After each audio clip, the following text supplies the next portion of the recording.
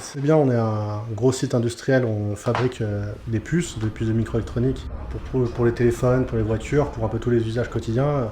La microélectronique consomme beaucoup d'eau, ça consomme de l'eau pour laver les plaques, donc pour ça il faut de l'eau ultra pure. Ça fait depuis 2022 qu'on est sur le sujet, depuis qu'ils ont annoncé l'extension du site. Nous, on n'était pas contre une extension du site parce que notre industrie ne peut pas être faite qu'à l'autre bout du monde, mais qu'il faut que la direction fasse des efforts sur les conséquences environnementales que ça a. Et les propositions qu'on avait faites à tous les salariés là-dessus, c'est beaucoup sur la réutilisation de l'eau.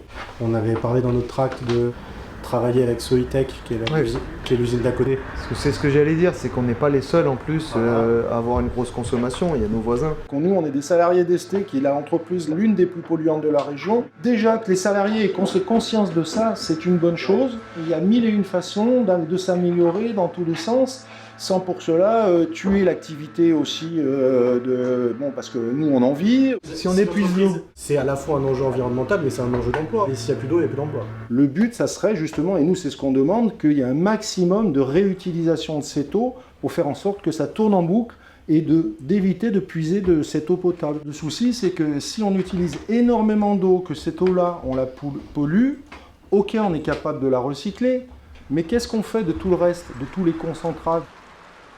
Ces sujets-là, environnement et tout, je sais pas comment les salariés peuvent se... Surtout qu'après nous, il faut qu'on rame parce qu'il faut qu'on présente les choses.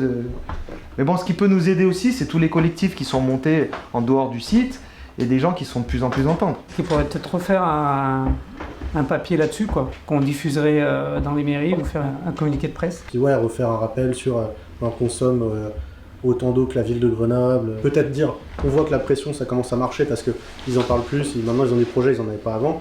On avait parlé de la tarification, le fait que les gros consommateurs, l'objectif, c'est qu'ils payent plus pour compenser. En dedans, c'est détendu.